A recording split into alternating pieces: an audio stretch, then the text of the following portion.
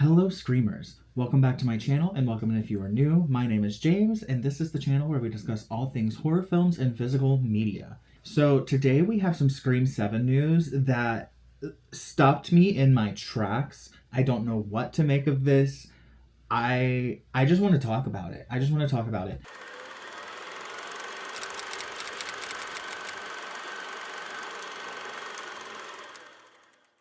In an exclusive coming from Deadline at 11:21 a.m., it says here that Scott Foley joins the cast of Scream 7.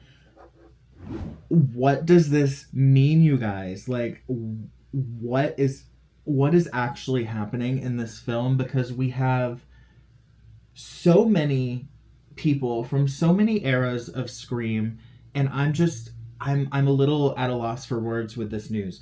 As you probably know if you clicked on this video, Scott Foley plays Roman Bridger, who is Sydney's half-brother in Scream 3, and he is actually kind of responsible for everything that happens with Billy and Stu as well. And so I'm just a little lost because Scott Foley's character died from a bullet to the head at the hands of our favorite deputy Dewey Boy. And so where are we going?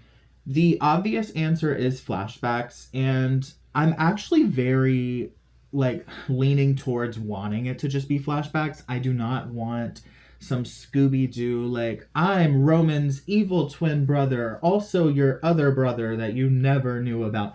We cannot do that. So I feel like most realistically they're going to use this character for flashbacks to maybe show some other elements to Sydney's accepting and grieving process, because if we remember in Scream 3, Sydney never meets Roman before he reveals himself and says, I'm your brother.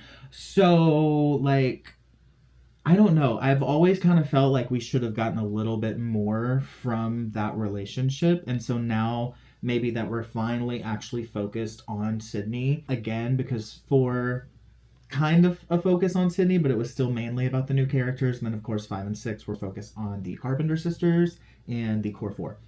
So with this film focusing on Sydney, on Gail, on these legacy characters, I'm almost wondering if we're going to get a bit more exploration of everything that happened in Scream 3, because what I don't want is for them to retcon anything at all from any film in the franchise. This is one of the only horror franchises who has not had to do that. And of course, they kind of did retcon Mark Kincaid now being to Mark Evans. I agree that that is fully a retcon. However, since it didn't happen on screen, we never heard her say Mark Kincaid. I can let that go as much as it fucking irks me. So yeah, I don't want to be retconning things. We do not need to take Dewey's kind of strongest moment. He's always bumbling around, but when she says Dewey, the head, shoot him in the head, he lives, he shoots him directly in the head and he dies. So I guess that's really everything. Because the article, let's just read the article. I forgot to do that.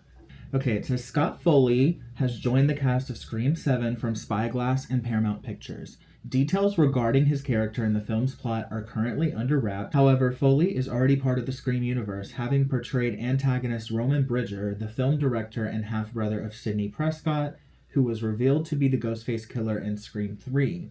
Foley's casting comes with its own set of questions because Roman was killed by Dewey at Sidney's request. Again, gunshot to the head. Because they say here, Roman has faked his own death before, so it's plausible that he could reprise the role in the present or perhaps in flashback form. Yes, he's faked his own death before, but I don't think you can fake a bullet to the head in front of a group of people.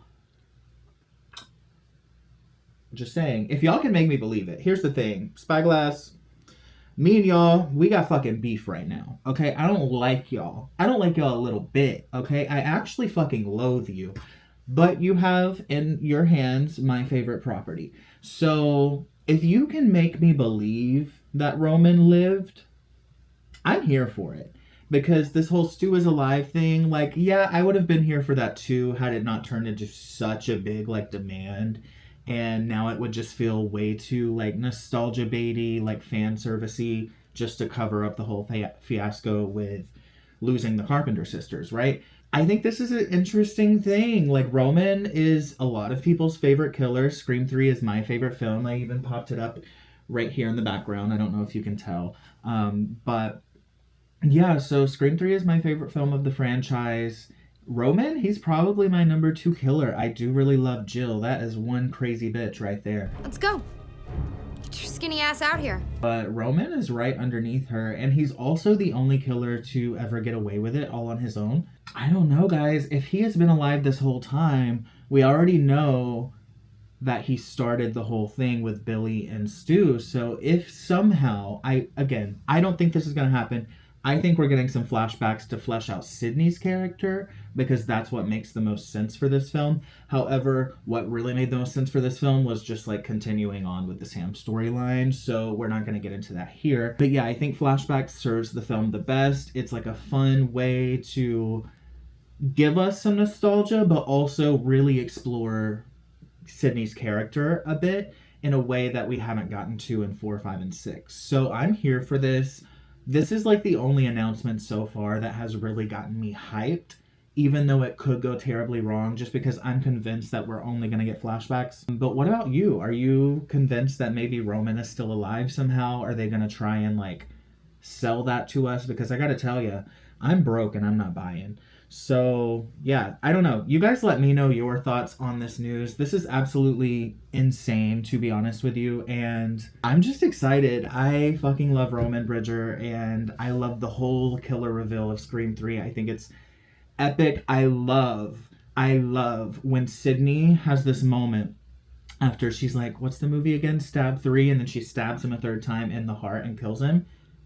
As he's dying, Sydney like grabs his hand, and they just have this moment where they look into each other's eyes as he's dying, and you know that she sees him, even though she's never met him in her life. Even within this film, she really sees him, and she understands to a degree why he's in the position that he's in, and she understands the trauma that her mother kind of left in everyone's wake. Can we just talk about Maureen Prescott for a second? Wow, Maureen, you really did a number on this universe. Bring back Maureen. Where's Ghosty Maureen at? Sid, come here. Mother needs to talk to you. Honestly, I'm here for it. Great sequence in Scream 3. Anywho, I'm getting way off topic. Yes, Scott Foley in Scream 7. We have no idea why, where, who, when. Girl, who, what, when, where, and why? I want to know who, what, when, where, and why is Scott Foley in Scream 7. I'm much more animated today. I'm sorry, you guys. I am sleep deprived. It is the end of a long school week, and this news is crazy. But yes, let me know your thoughts in the comments down below. If you like this content, be sure to like, subscribe, comment, do all those things I forgot to say at the beginning of the video because I'm so invested in this news. Until next time, be sure to keep it fucking peaceful, and I love ya. Mwah.